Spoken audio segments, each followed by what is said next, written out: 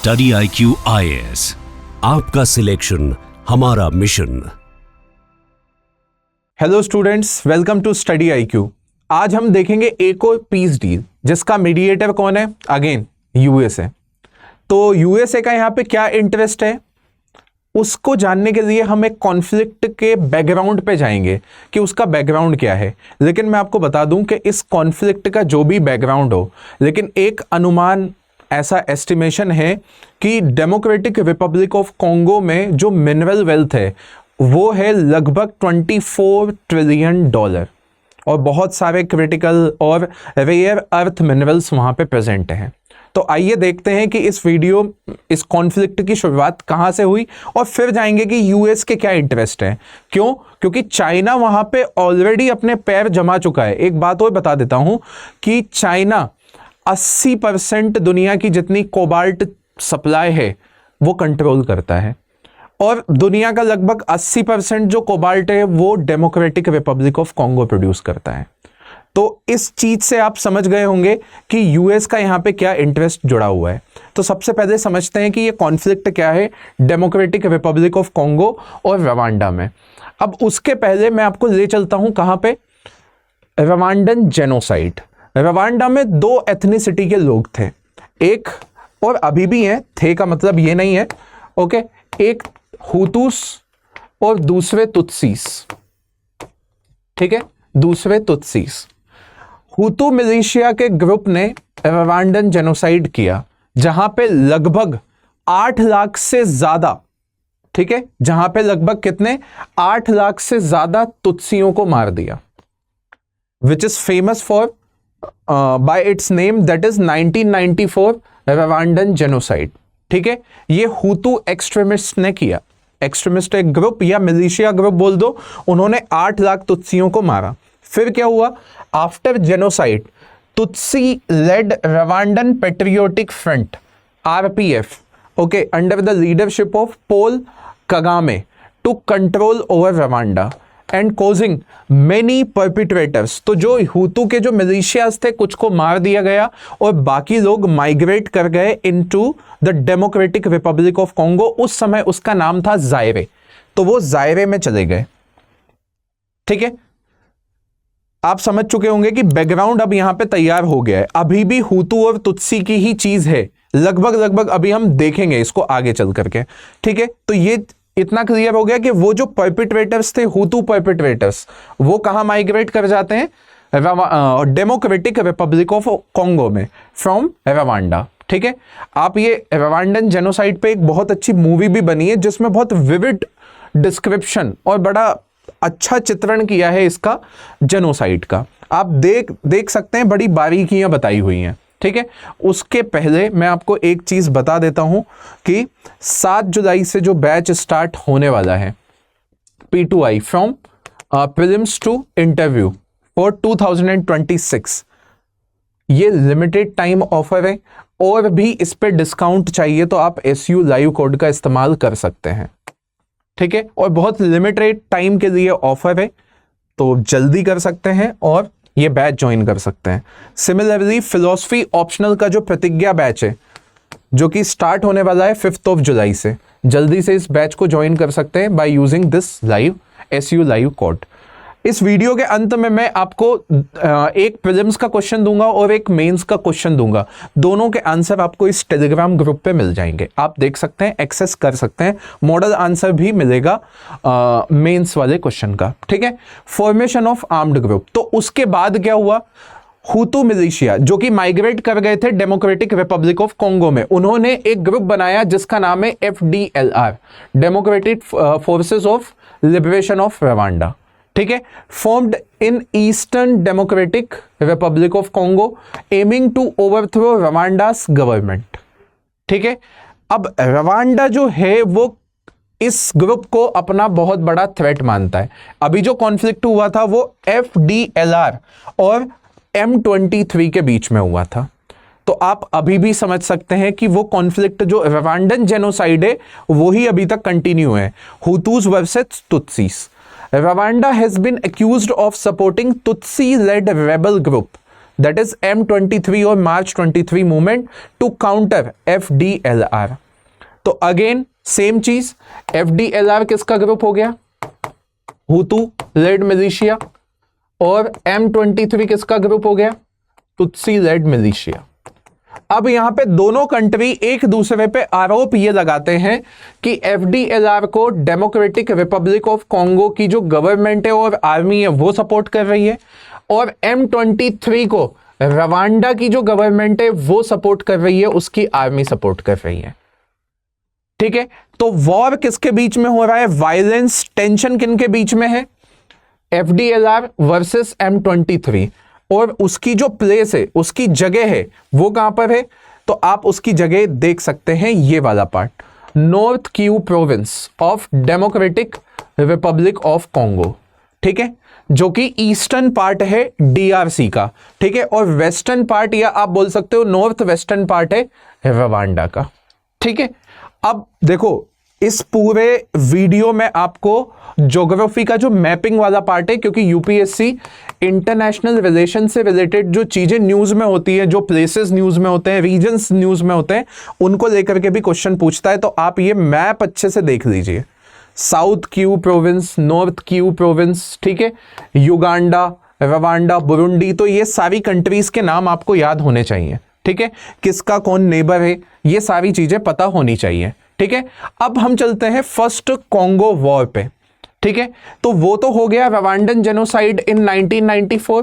फिर कॉन्गो में वॉर भी हुआ, क्योंकि पहले नाम था जायरे, बाद में नाम क्या हुआ इसका? Democratic Republic of Congo. तो 1996 से 1997 तक चला। रवांडा और युगांडा दोनों ने वहां पर रिबेलियन जो थे, कौन?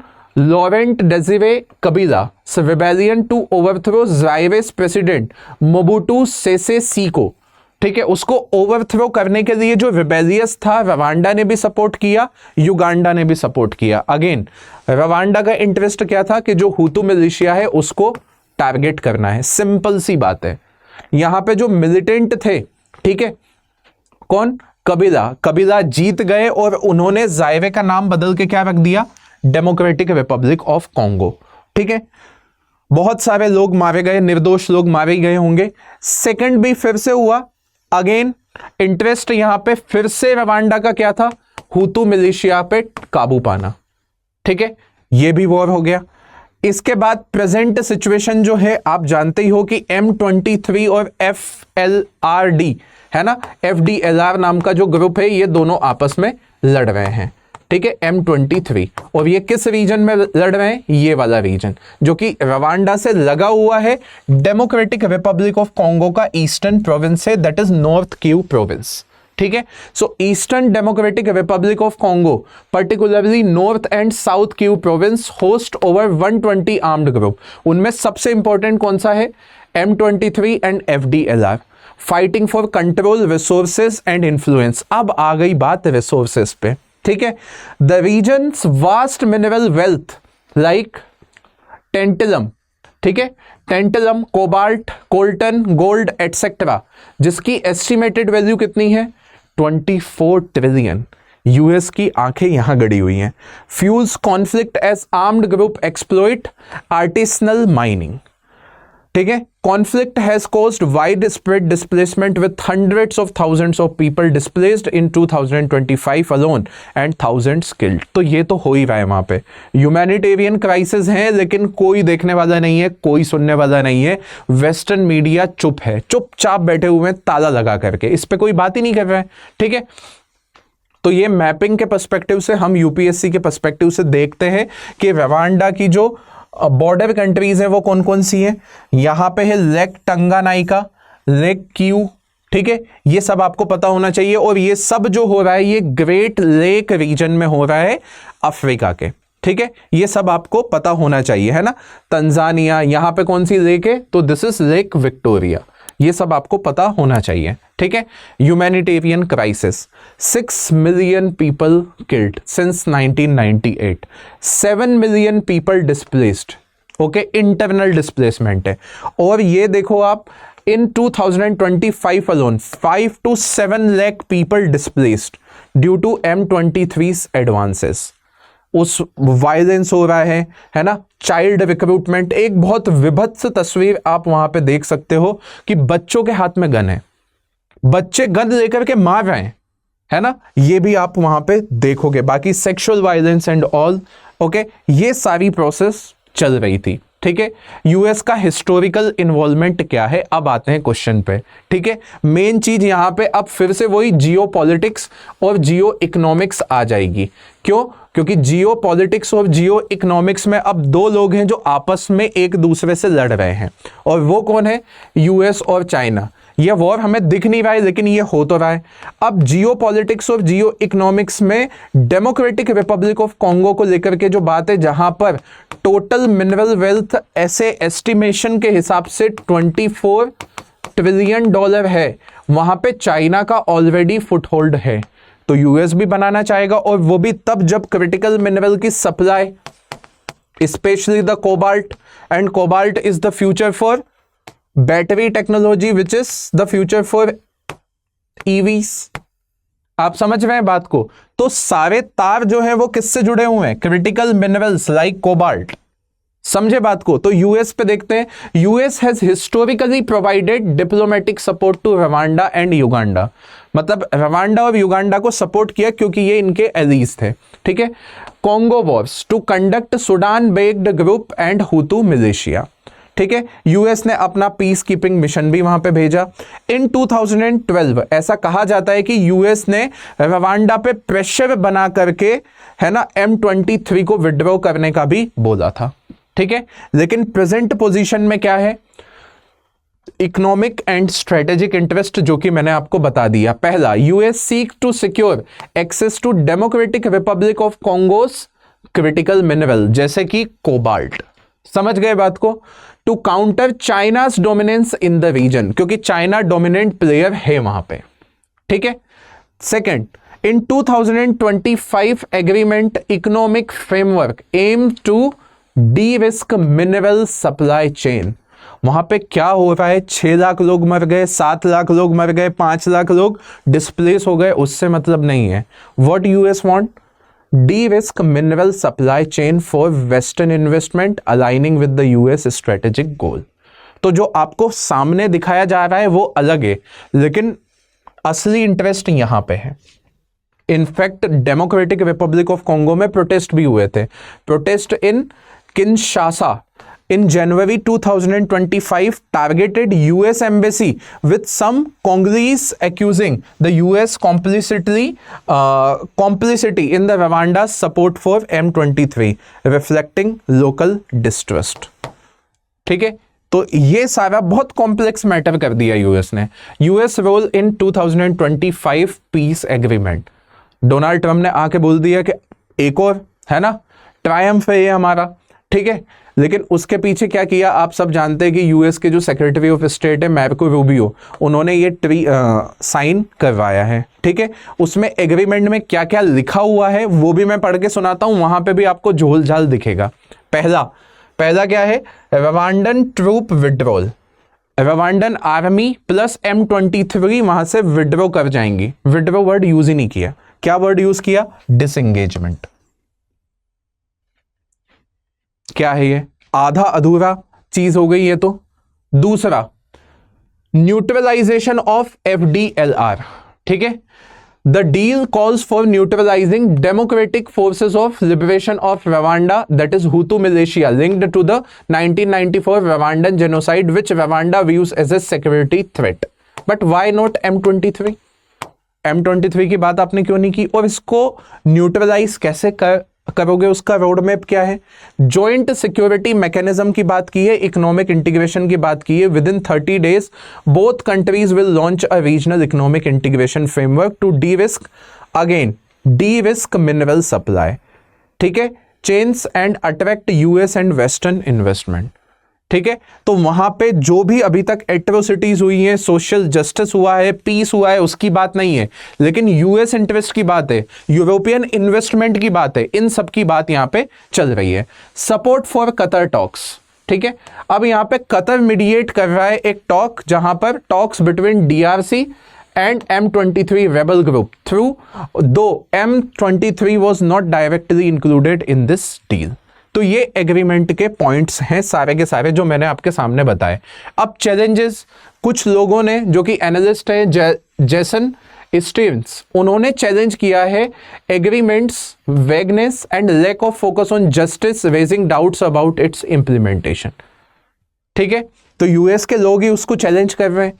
Exclusion of M23 from the peace talk, ठीक है, डिसएंगेजमेंट वर्ड यूज किया विड्रॉल की जगह, तो वो भी एक दिक्कत है। And US push for mineral access is drawn criticism for potentially privatising economic interest over lasting peace, कि आपका पूरा फोकस किस पे है, आपके इकोनॉमिक इंटरेस्ट पे, ना कि आप वहां पे पीस चाहते हो। ठीक है, अब बात आ जाती है कि जब यूएस ऐसा कर रहा है तो ऐसा अचानक से इतनी अर्जेंसी क्यों है? क्योंकि democratic Republic of Congo wants to pivot away from China's dominance over its mining sector, क्योंकि चाइना उनका पूरा माइनिंग सेक्टर डोमिनेट करता है। आप पूछोगे कि ह्यूमन राइट का क्या, चाइना को मतलब ही नहीं है।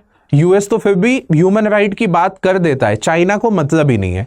Human right, labour laws, environmental clearance, environmental norms मतलब ही नहीं है। जैसा चल रहा है चलने दो, हमें सिर्फ किससे काम है? एक्सट्रैक्शन से। Extent of China's access to Democratic Republic of Congo's mineral resources, कितना डोमिनेशन है? Dominance in cobalt and copper mine. Democratic Republic Congo produces 70 to 80% of world's cobalt, with Chinese state-owned enterprises policy bank control around 80% of Democratic Republic of Congo's cobalt production. ठीक है, ये है China का extent. चाइना's dominate copper sector as well. Over 80% of DRC's copper mines under Chinese control, according to some sources. ठीक है, For your phone and EV, a cobalt supply chain to a hell on earth. क्यों? क्योंकि बच्चों को छोटी छोटी mines में घुसा दिया जाता है, बच्चे निकाल के ला रहे हैं वो कोबाल्ट। तो एक बहुत फेमस डॉक्यूमेंट्री भी आई थी ब्लड बैटरी नाम से, ब्लड बैटरीज, आप देख सकते हैं, आपको समझ में आएगा कि ये जो बैटरीज, इसके पीछे जो इतने सारे नोशंस जुड़े हुए हैं कि एनवायरनमेंट के लिए अच्छा है, इको फ्रेंडली है, लेकिन उसके पीछे, क्योंकि अल्टीमेटली तो कोबाल्ट ही है, और 80% कोबाल्ट कहाँ से आ रहा है? डेमोक्रेटिक रिपब्लिक ऑफ कॉन्गो से। वो भी कौन सा रीजन जहां पे वायलेंस हो रहा है, अनस्टेबल रीजन। तो वहां पे आपको लग रहा है कि लेबर लॉज होंगे, वहां पे बच्चों से माइनिंग करवाई जा रही है। ठीक है, तो इस वजह से उसको ब्लड बैटरीज का नाम दिया। कोल्टन एंड अदर मेटल, एक और मिनरल होता है कोल्टन, है ना, जिसका यूज क्या होता है? Dull black metallic ore that is mined for elements niobium and tantalum. It's key component is many electronic devices, especially smartphone, laptops and other consumer electronics. और इसका भी मेजर प्रोड्यूसर कौन है? China control approximately 80% of DRC's coltan processing. ठीक है, इसके अलावा gold, lithium, other mineral extraction with the investment in DRC's mining sector. आप समझ गए होंगे कि चाइना के यहाँ पे इंटरेस्ट कितने ज्यादा हैं और किस लेवल पे कंट्रोल है, और इसी वजह से यूएस अभी एंट्री मार रहा है। DRC's मिनरल सप्लाई चेन कितनी कंट्रोल की हुई है? Is it okay? है ना। सो इलीगल माइनिंग, ऐसा भी बोल रहे हैं कि China over 450 mining companies mostly run by Chinese nationals operate illegally violating Congolese mining code. For example on January बहुत सारे ऐसे एग्जांपल मिल जाएंगे जहां पे चाइना इलीगल माइनिंग भी कर रहा है DRC में। मॉडर्न डे स्लेवरी आप समझ गए होंगे, और जियोपॉलिटिकल टेंशन। ठीक है, सो DRC's growing frustration with the China's dominance has led to the effort to diversify partnership। और चाइना का कौन होगा फिर? यूएस ही होगा, सिंपल सी बात है। ये सारा वही चीज है जो आप देख सकते हो। तो ये इन्होंने पहले भी एक चीज साइन कर दी थी, मिनरल फॉर पीस, कि हम आपको मिनरल देंगे, हमें कम से कम पीस दे दो जिसके हमारे लोग हकदार हैं। एक आपने वर्ड सुना होगा, इकोनॉमिक सर्वे ने भी यूज किया था, resource curse. It is nothing but resource curse, जो कि डेमोक्रेटिक रिपब्लिक ऑफ कॉन्गो अभी फेस कर रहा है। So this is all about this video. अब इसको लेकर के प्रीलिम्स का क्वेश्चन जो कि आपको सॉल्व करना है। आपको देख करके डर लग रहा होगा कि इतना बड़ा एमसीक्यू, यस, यूपीएससी कभी कभी ऐसे ही पूछ देता है। तो क्वेश्चन मैपिंग को लेकर के ही है, इसको सॉल्व कीजिए और कमेंट कीजिए। कमेंट में जो भी करेक्ट आंसर होगा उसको लाइक कर दिया जाएगा, कुछ इस तरीके से, ठीक है। एक तो ये चीज हो गई, और दूसरा है मेंस का क्वेश्चन, जिसका मॉडल आंसर उस ग्रुप पे आपको मिल जाएगा। Critically analyse the role of critical mineral shipping in global supply chain with special reference to DRC and great lake region. Discuss the geopolitical challenge posed by China's dominance in the DRC's mineral sector and suggest measure to ensure sustainable and equitable resource management in the region। ठीक है, सो I hope कि आपको ये video समझ में आया होगा, जहाँ पे यूएस के जो इंटरेस्ट रहते हैं, यूएस कैसे उसमें एंट्री देता है, और वहाँ पे पहले से ही चाइना के इंटरेस्ट जुड़े हुए हैं। तो हमने एक हिस्टोरिकल कॉन्फ्लिक्ट जो था उसकी हिस्ट्री भी समझी। मैं ये नहीं बोल रहा हूँ कि हमने पूरा देखा, लेकिन एक बैकग्राउंड आपको समझ में आ गया कि इसके जो तार हैं इस कॉन्फ्लिक्ट के, वो कहाँ से जुड़े हुए हैं, रवांडन जेनोसाइड से और Congo first war and second war से जुड़े हुए हैं। Thank you so much. Study IQ IAS, आपका सिलेक्शन हमारा मिशन।